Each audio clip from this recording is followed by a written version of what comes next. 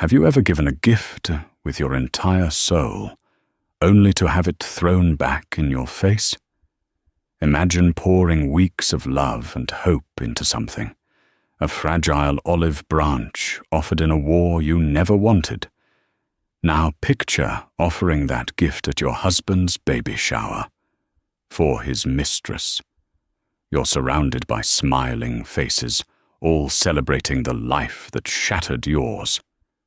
You stand there, holding a simple, handmade blanket, while she unwraps a diamond-studded stroller. The room falls silent. Then comes the laugh, a cruel, cutting sound that echoes in the sudden quiet. That was Amelia's reality. But what no one, especially not the laughing mistress, knew was that a quiet guest in the corner was about to unleash a storm of justice that would change all of their lives forever. The yarn was soft, the color of a pale sunrise, a delicate blend of cream, rose, and a gentle, hopeful yellow. For 5 weeks, Amelia Thompson had let it slide through her fingers, each loop and knot a silent prayer, a meditation on a life that had fractured into a million unrecognizable pieces.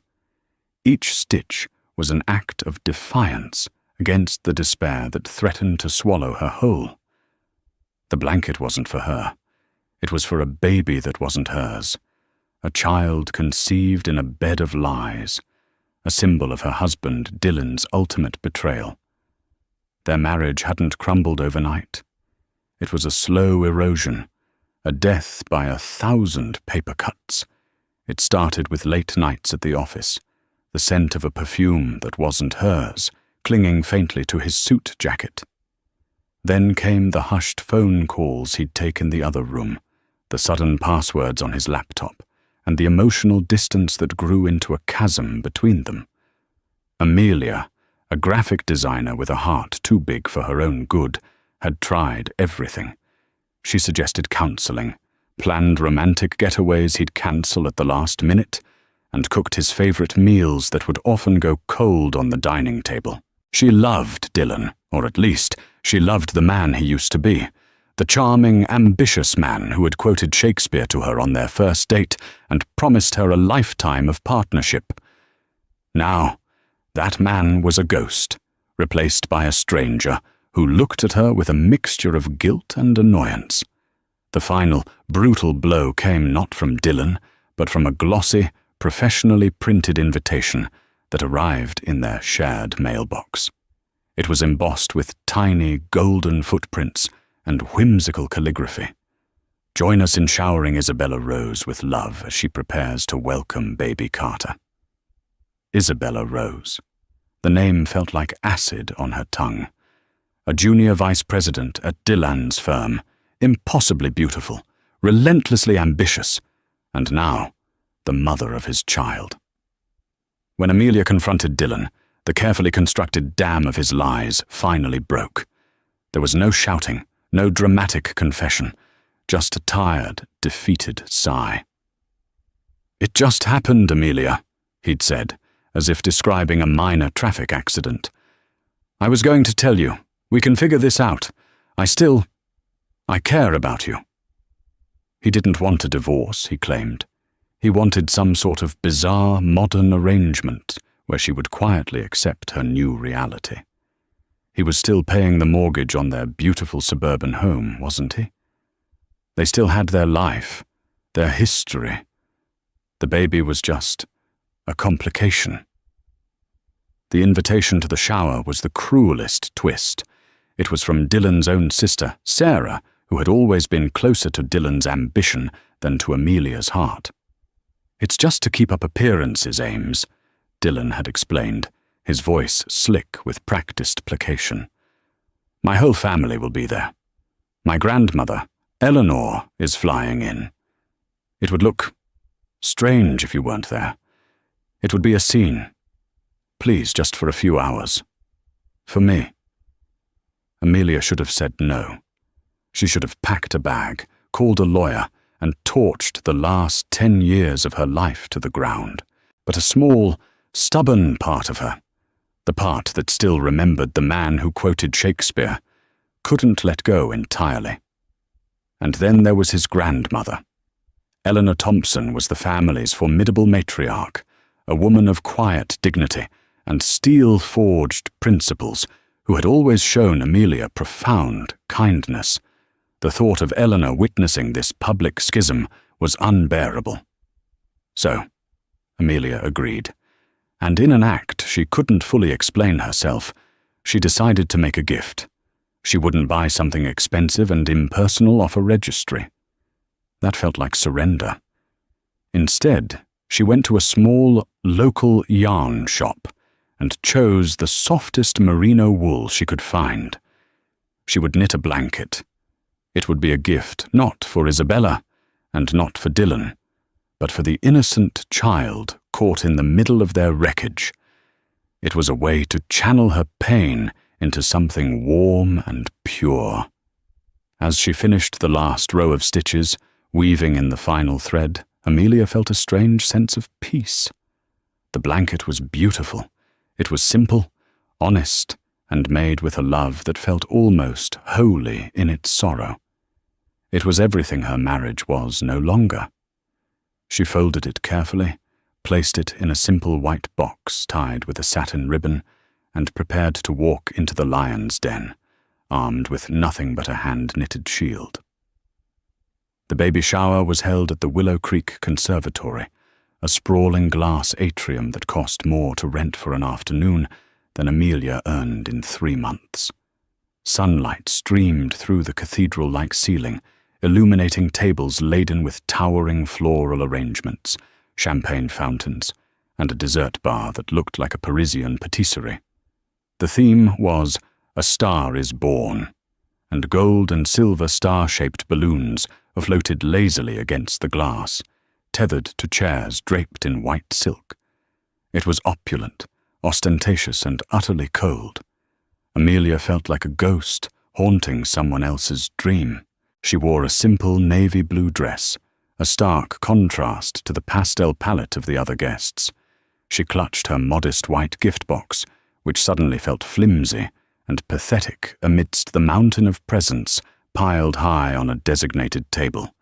There were boxes from designer boutiques, Tiffany & Co's, Gucci, Dior, each one a statement of wealth and status.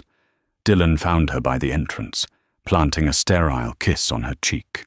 He looked dashing in a tailored linen suit, playing the part of the proud father-to-be with unnerving ease.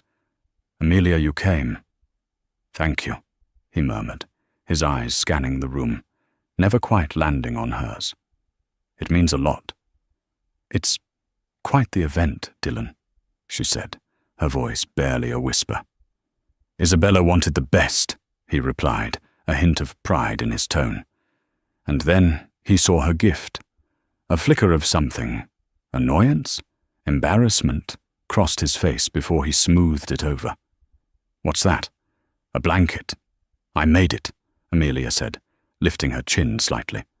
"Oh, that's nice of you, Ames.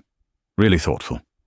He patted her arm condescendingly before being swept away by a colleague slapping him on the back. Thoughtful. The word hung in the air, a euphemism for cheap. The guest of honor, Isabella, was holding court in the center of the room. She was breathtaking, a vision in a flowing, empire-waist gown of blush silk that accentuated her perfect baby bump. Her dark hair was styled in glamorous waves, and her smile was as bright and polished as the diamonds at her throat. She moved through the crowd with the confidence of a queen in her own court, accepting compliments and touching her belly with a proprietary air. When her eyes finally landed on Amelia, her smile didn't falter, but it sharpened, becoming a weapon. She glided over, Dylan trailing in her wake like a loyal puppy.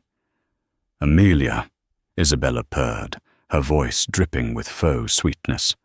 "I'm so glad you could make it. It's so big of you to be here. It just shows how mature everyone is being about this." The insult was clear, wrapped in a pretty bow.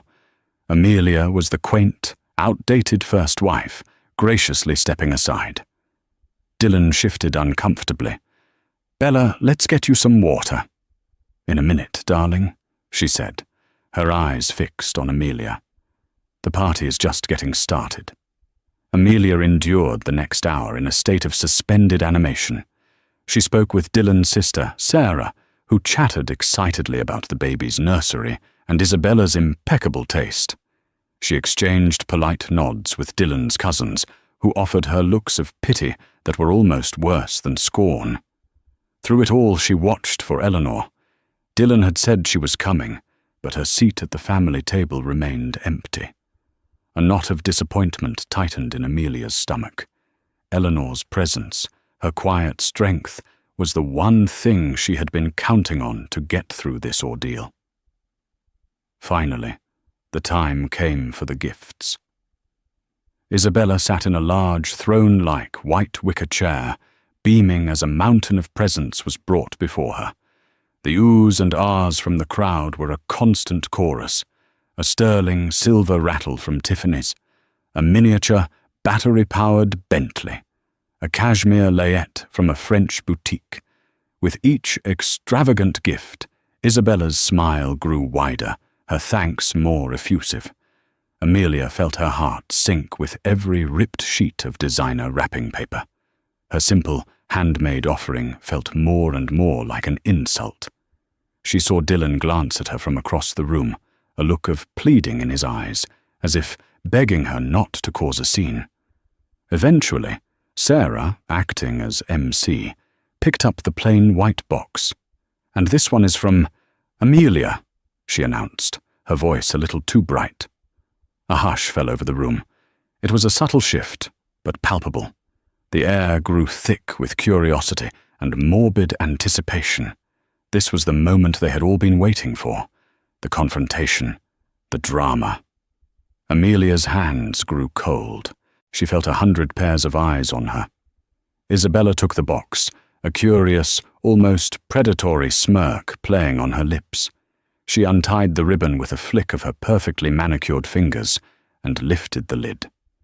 Isabella lifted the soft, sunrise-colored blanket from its tissue paper nest. She held it up between her thumb and forefinger, as if it were a soiled dish rag. The silence in the conservatory stretched, thin and tight, ready to snap. For a moment, no one moved, no one spoke. The only sound was the gentle hum of the air conditioning and the distant bubbling of the champagne fountain.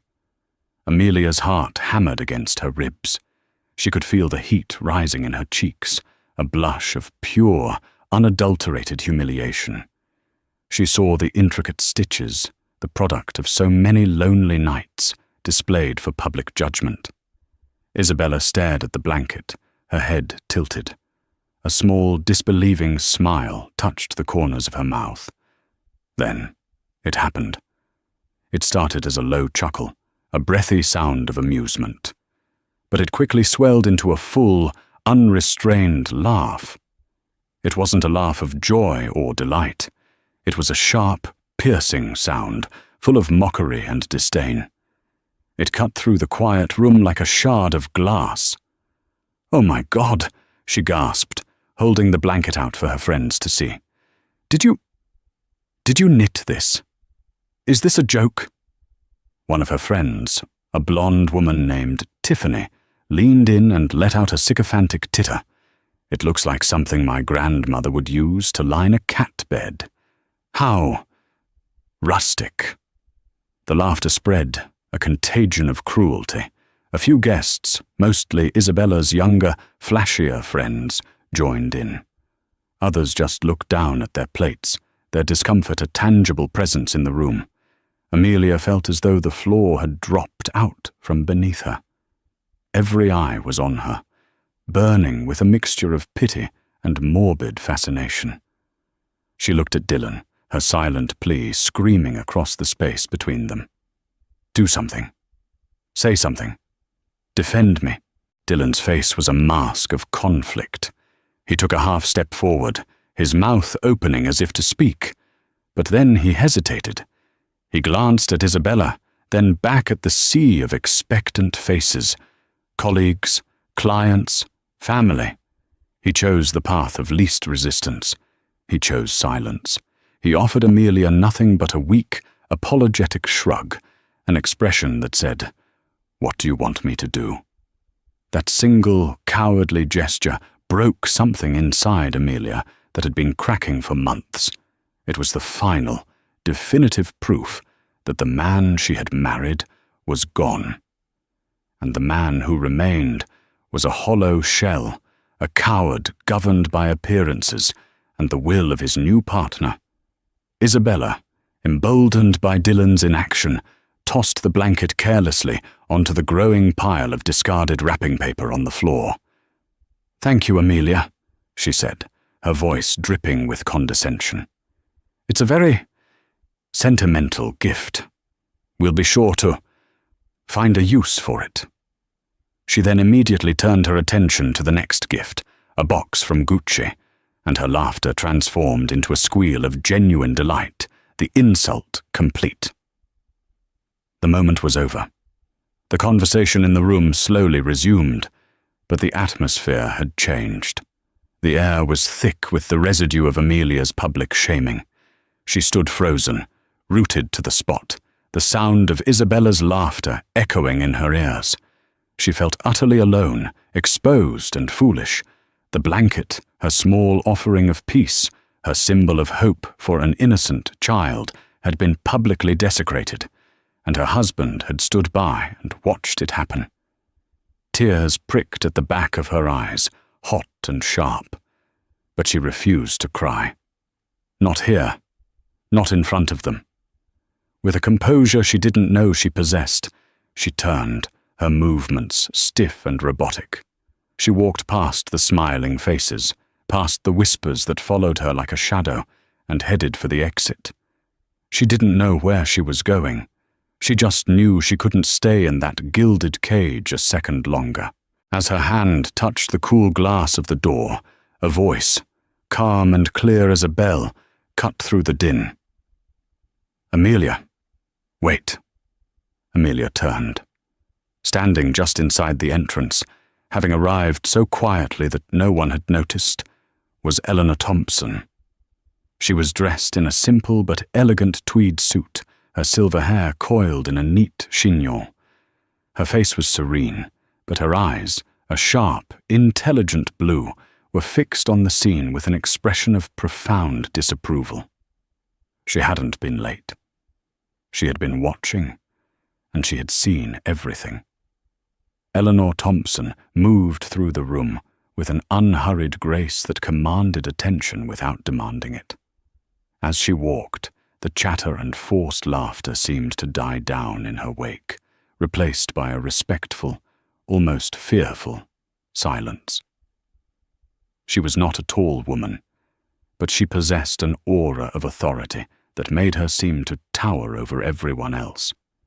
This was the woman who, after her husband's death 30 years ago, had not only saved the family's lucrative construction firm, Thompson and Sons, but had tripled its value through sheer will and business acumen. She was the bedrock of the family, and her quiet word was law.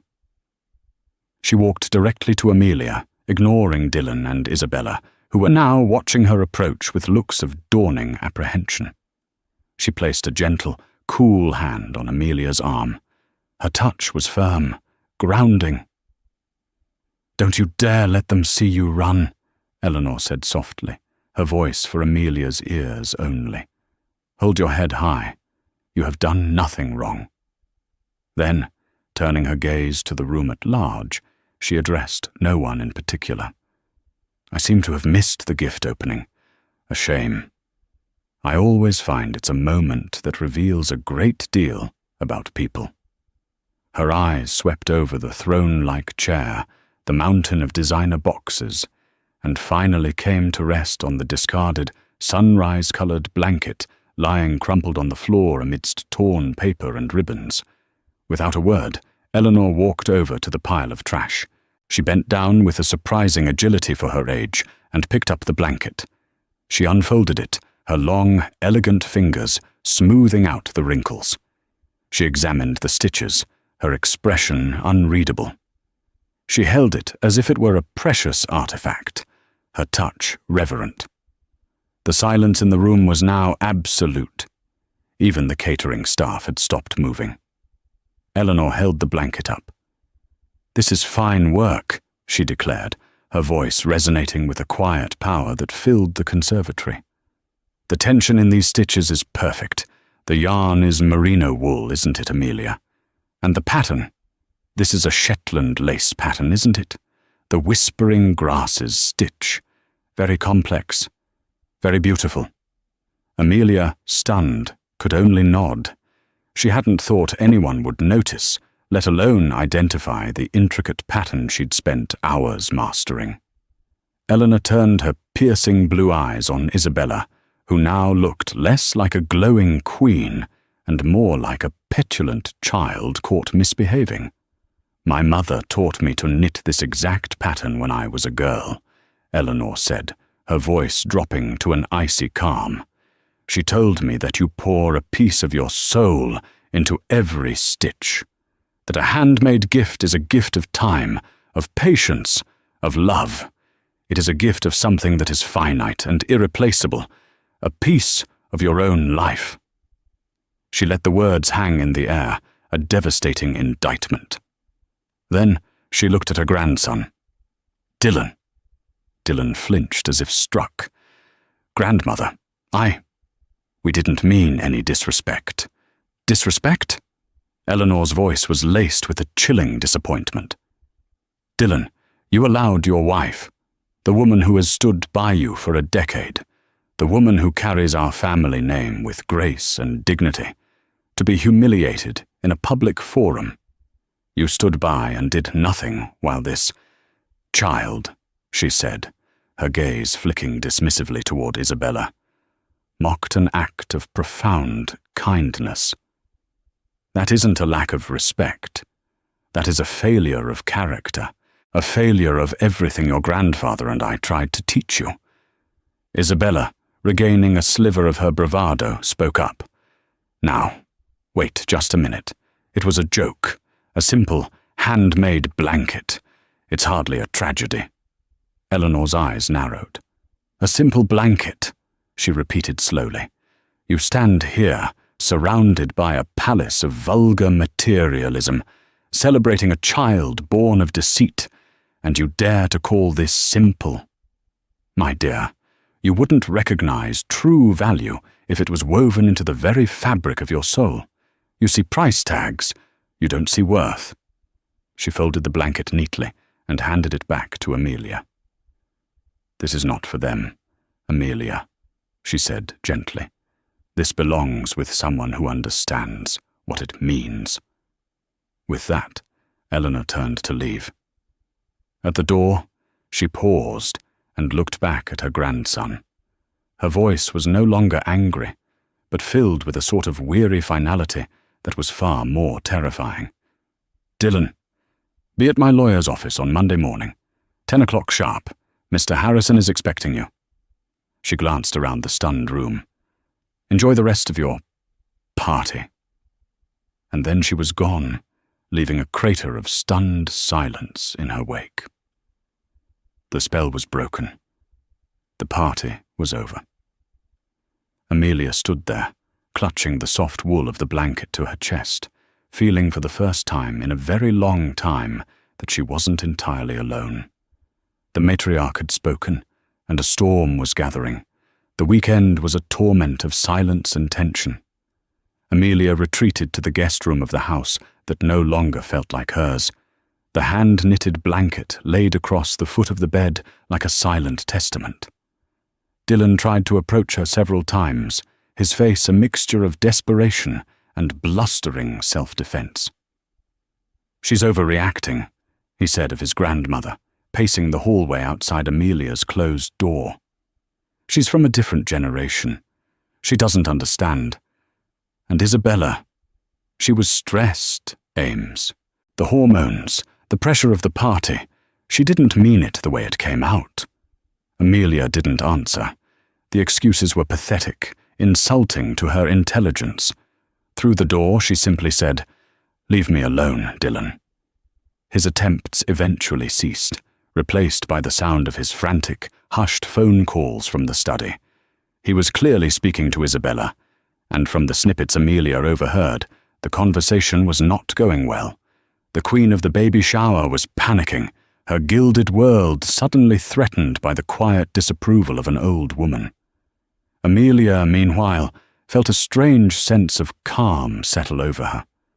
For months, she had been drowning in a sea of uncertainty, clinging to the wreckage of her marriage. Now the ground felt solid beneath her feet, even if it was ground she didn't recognize. Eleanor's intervention had been more than a defense. It had been a liberation. It was permission to stop fighting for something that was already dead. On Monday morning, Amelia was woken by the sound of Dylan getting ready. He was dressing in his most expensive suit, the one he wore for crucial board meetings. He looked pale and anxious. "Are you going?" he asked, seeing her standing in the doorway of the guest room. "She didn't ask for me," Amelia replied simply. "You could come," he offered, a desperate edge to his voice. "To support me. We're still a family, aren't we?" You could tell her it was all a misunderstanding. Amelia looked at him, truly looked at him, and felt nothing but a profound, aching pity. He still didn't get it. He still thought this was something that could be smoothed over, managed with the right words and a show of unity. "No, Dylan," she said, her voice firm. "I don't think I can do that." He left without another word, the sharp click of the front door echoing through the silent house. An hour later, Amelia's phone rang.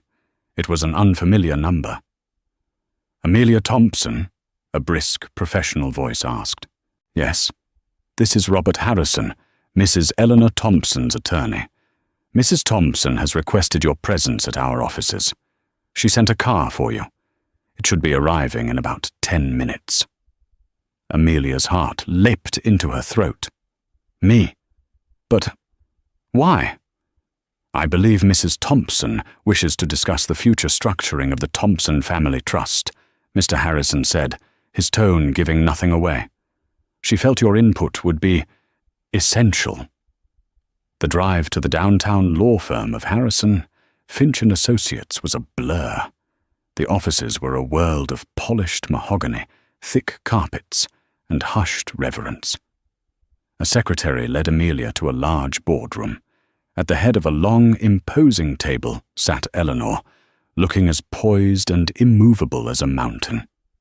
Mr. Harrison, a distinguished man in his late 60s, sat to her right, surrounded by stacks of documents.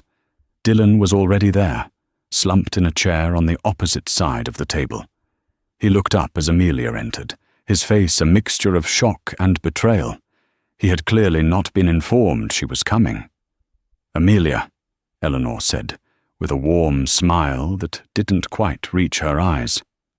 "Thank you for coming. Please have a seat." She gestured to the chair directly to her left, a seat of honor. As Amelia sat, another person was shown into the room, Isabella. Her face was blotchy, her eyes red-rimmed. The glamorous confidence from the party was gone, replaced by a raw, fearful defiance. She shot a venomous glare at Amelia before taking a seat next to Dylan, pointedly not touching him. "Now that we are all here," Mr. Harrison began, shuffling his papers, "we can proceed. Mrs. Thompson has called this meeting to announce several significant and immediate changes to the disposition of her assets and the controlling interests of the Thompson Family Trust." Dylan sat up straighter, his attention sharpening. This was the language he understood. Money. Power.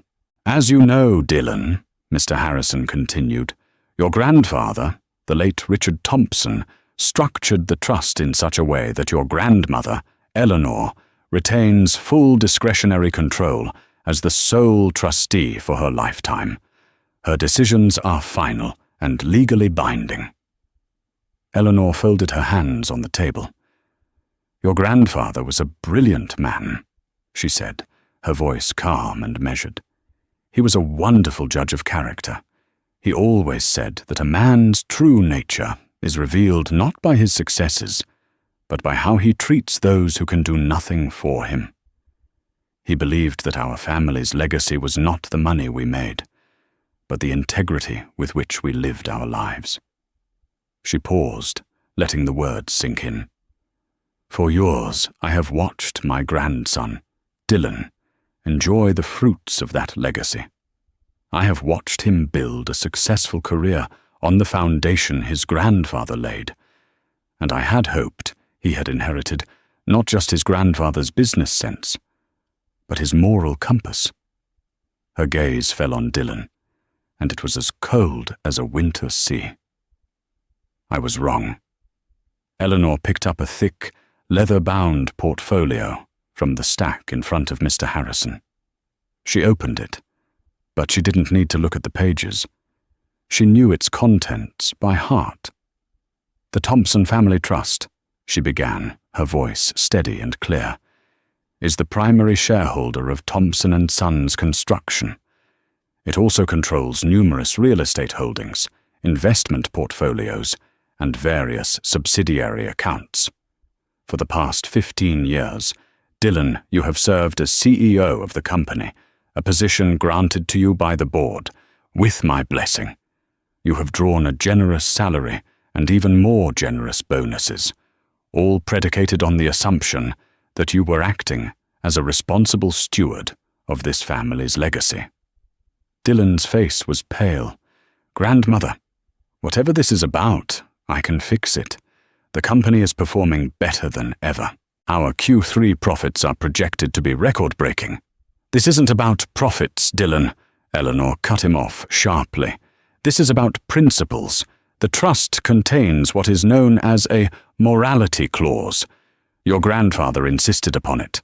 It states that any beneficiary who engages in conduct that brings public disrepute, dishonor, or scandal to the Thompson name is subject to immediate and total disinheritance at the sole discretion of the trustee." "Me." Isabella let out a small, strangled gasp. Dylan looked as if he'd been punched in the gut. "Public disrepute?" Dylan stammered, his voice rising in panic. "This is a private matter. It's my life." "You made it public when you sanctioned that vulgar spectacle on Saturday," Eleanor retorted, her voice like flint. "You made it public when you allowed your wife to be humiliated in front of your family, friends, and business associates. You brought shame upon the name your grandfather worked his entire life to build, a name synonymous with integrity, loyalty, and honor, values you have clearly forgotten." Mr. Harrison cleared his throat. "Effective as of 9 a.m. this morning, Mrs. Thompson has exercised her authority under Section 4B of the Trust Agreement. Dylan, you have been removed as a beneficiary of the Thompson Family Trust." The room was utterly silent. "Removed?" Dylan whispered, the word barely audible. "What does that mean?" "It means," Mr. Harrison said, his tone matter of fact, "that your access to all trust funds is terminated. Your company credit cards have been cancelled. The deed to your home on Oakhaven Lane, which is owned by the trust, will be transferred out of your name. The trust will no longer be subsidizing your car lease, your club memberships, or your personal expense account." He paused, "And as the trust is the majority shareholder, Mrs. Thompson has called an emergency board meeting for this afternoon, where she will be calling for your immediate termination as CEO for cause." Dylan stared at his grandmother, his face a canvas of disbelief and horror. "You're firing me. You're taking my home. You're taking everything." "I am not taking anything you rightfully earned, Dylan," Eleanor replied calmly. "Your personal savings are your own. The rest were privileges, not rights. Privileges you have proven yourself unworthy of." Isabella finally found her voice, a high-pitched shriek of fury. "You can't do this! I'm having his baby, your great-grandchild. The baby is a beneficiary." Eleanor turned her gaze to Isabella, and it was devoid of any warmth. You are correct. The child, once born, will be a beneficiary, and I will ensure the child is provided for. A separate, carefully managed fund will be established for his or her education and well-being. But let me be perfectly clear. She leaned forward slightly, her voice dropping to a steely whisper. Not one single dollar from that fund will ever pass through your hands.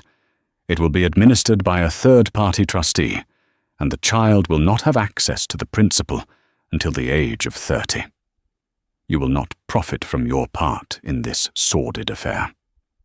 Isabella's face crumpled, the reality of her situation crashing down upon her.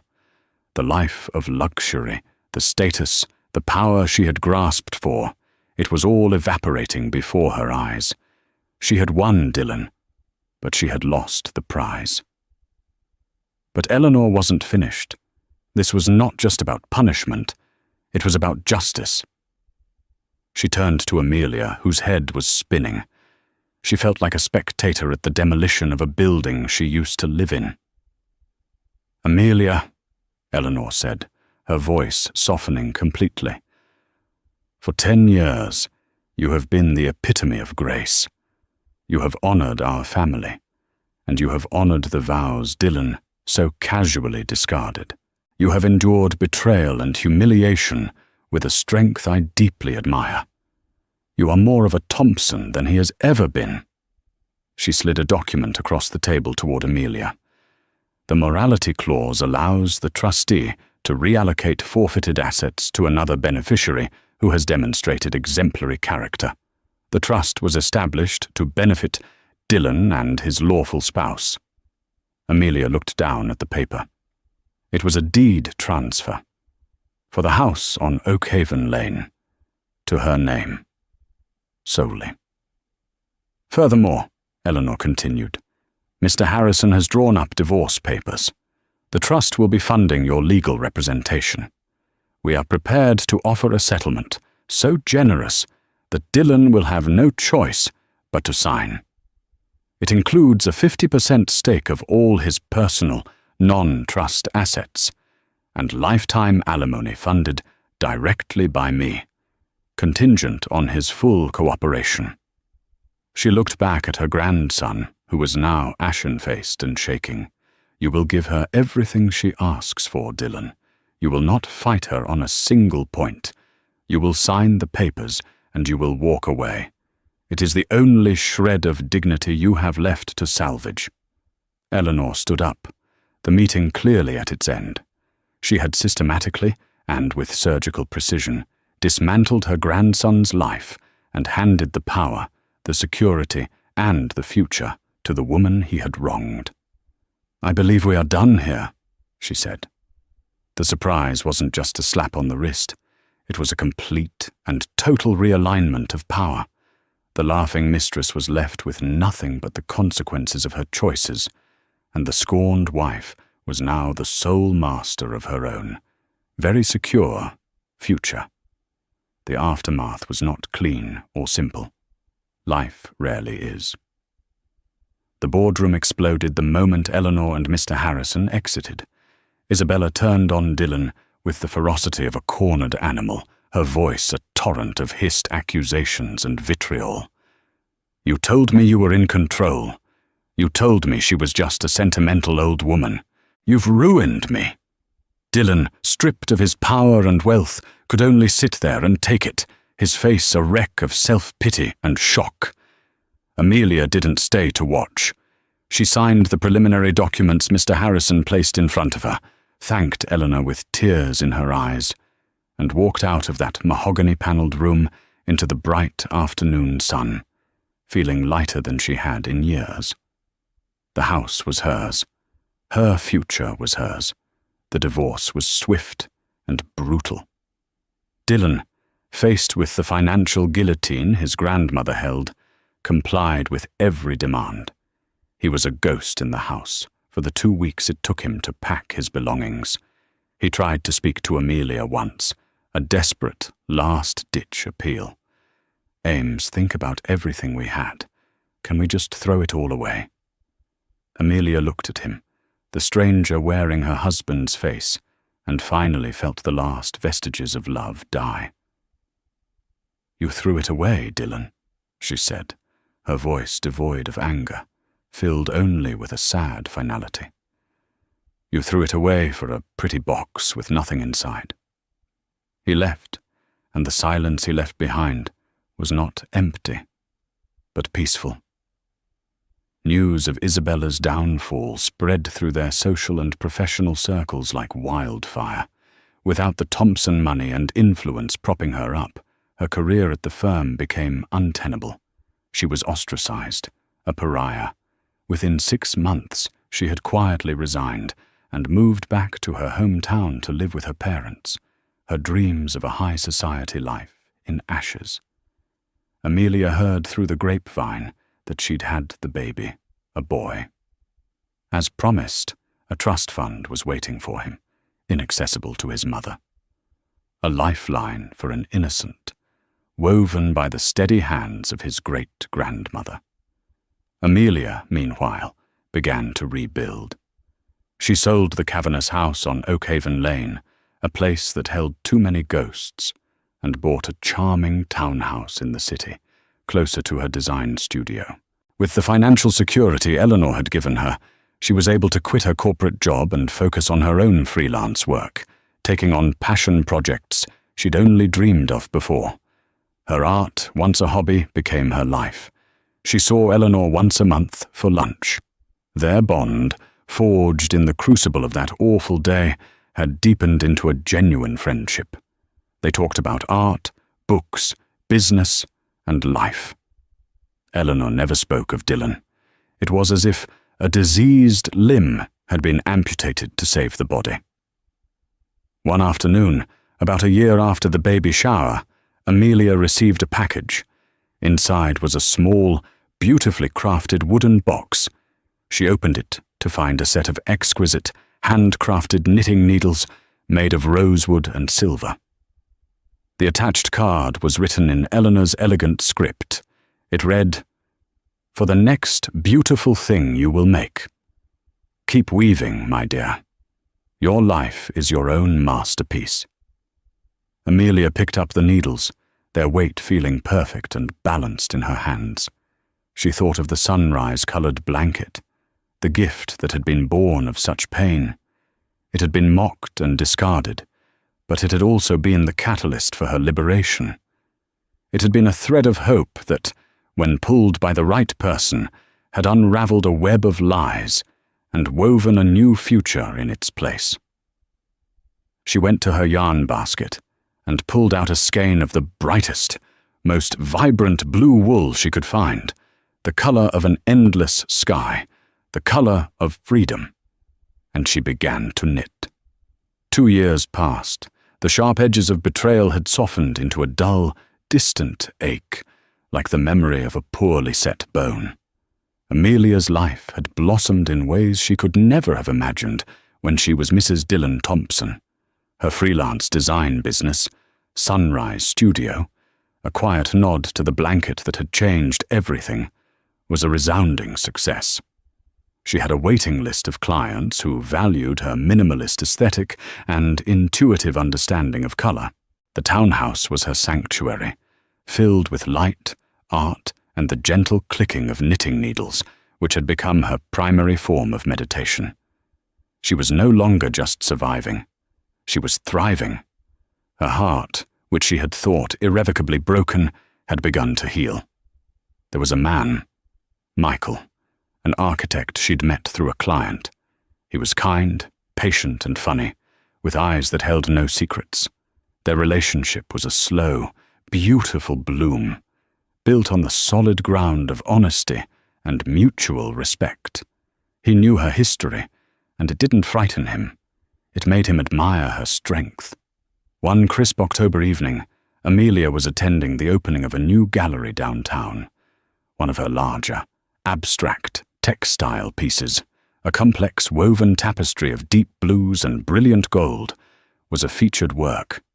She was standing with Michael, a glass of champagne in her hand, laughing at something he'd said, when she felt a familiar prickle on the back of her neck, the feeling of being watched.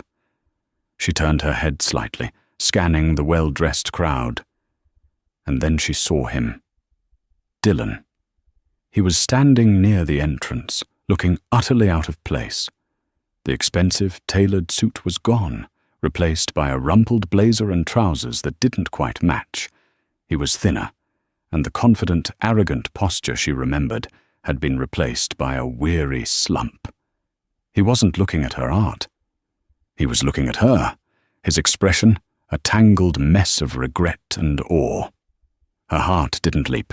It didn't pound with anger or fear. It just gave a small, tired thud. Michael felt her stiffen. "Amelia, what is it?" "It's my ex-husband," she murmured, not taking her eyes off Dylan. "Do you want to leave?" Michael asked immediately, his hand finding hers. "No," she said, surprised by her own resolve.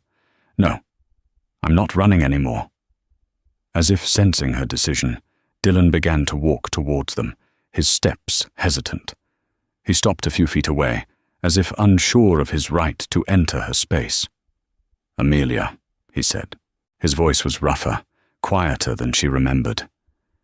"You look amazing. The tapestry is beautiful." "Dylan, what are you doing here?" Her tone wasn't accusatory, merely factual. "My firm did the structural consulting for this building's renovation. I got a pity invite," he said, with a wry, self-deprecating twist of his lips. He worked for a small, local engineering firm now, a junior position he'd been lucky to get. He glanced at Michael, then back at Amelia. When I saw your name on the program, I wanted to see it, to see you." Michael, sensing this was a conversation they needed to have, gave her hand a gentle squeeze. "I'm going to get us a refill. I'll be right back," he said, giving Dylan a cool, polite nod before walking away, a silent gesture of trust that warmed Amelia more than the champagne ever could. Once they were alone, the silence was heavy. "I heard you got remarried," Dylan said finally, breaking it. "No," Amelia replied. "I'm happy. That's enough for now." "Good. That's good. You deserve to be happy." He shoved his hands in his pockets. "Look, Ames, I know I have no right to ask you for anything, but I've had 2 years to think, to live with what I did. I wake up with it every morning, and I go to sleep with it every night." He finally met her eyes, and for the first time, she saw not the blustering coward from the baby shower, but a broken man. "I was a fool," he said, his voice cracking. "I had everything. A wife who was kind and brilliant and loyal, a family legacy I didn't build but was happy to spend, and I threw it all away because I was weak, because Isabella made me feel powerful and important, and you just made me feel known, and it scared me. I was a coward, and I am so sorry. Not just for the affair, but for that day, for letting them laugh. That was the moment it all came crashing down, the moment I lost my own soul." Amelia listened, and the last embers of her anger finally turned to ash. All that was left was a profound, sad pity for this shell of a man. He hadn't just lost his money, he had lost his way entirely. "I believe you, Dylan," she said, and she meant it. "I hope you find a way to forgive yourself." A flicker of the old Dylan appeared, a desperate hope in his eyes. "Does that mean... could we ever—" "No," she said gently, but with the finality of a closing door. "That part of my life is over. I wish you no ill will, Dylan, but we are strangers now, and I'm happy with the life I've built without you." He nodded, the last bit of hope dying in his eyes. He seemed to shrink before her. "I understand. I had to say it." He turned to leave, then paused. My grandmother. She sends her love. She talks about you all the time. She said you taught her what the name Thompson was really supposed to mean. He walked away and disappeared into the crowd. Michael returned, placing a fresh glass of champagne in her hand. He didn't ask what was said.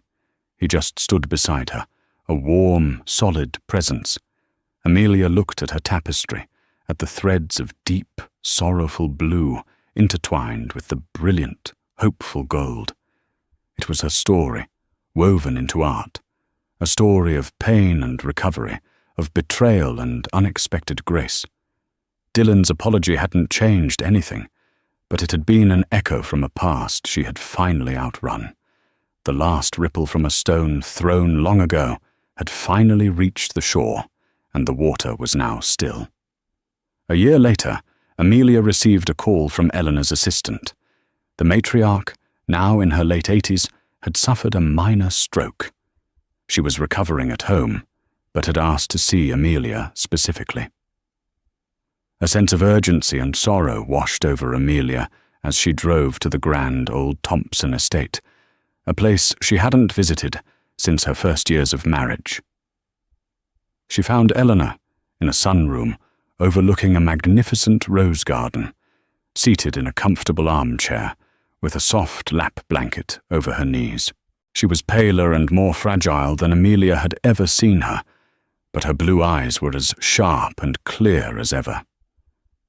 "Amelia, my dear girl," she said, her voice a little weaker but still full of warmth. She gestured to a chair beside her. "Thank you for coming. There is something I need to attend to, and I find I need your help." "Anything, Eleanor?" Amelia said, taking the older woman's cool, dry hand. Eleanor smiled faintly. "It's about the boy. Carter. He's 3 years old now." Amelia's heart gave a little jolt. It was a name she had intentionally pushed to the back of her mind. "As you know, the trust I established for him is airtight," Eleanor continued. "His mother cannot touch it.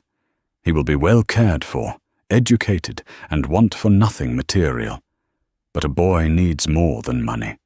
He needs a sense of his own history, a sense of where he comes from. The good parts, at least." She paused, gathering her strength. "I've been thinking a great deal about legacy. What we leave behind. I do not want that boy's only connection to the Thompson name to be his father's weakness or his mother's greed. I want him to know that there was goodness here too, that there was strength and grace." Eleanor's gaze became intense. "I still have it, you know, the blanket." Amelia was stunned. "You do?" "Of course. I retrieved it from your old house myself after Dylan moved out. I couldn't bear the thought of it being lost. It's been kept in a cedar chest all this time."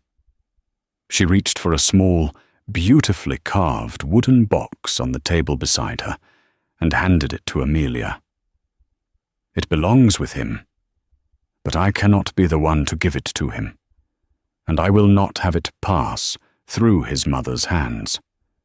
It needs to come from a place of purity, from the person who made it."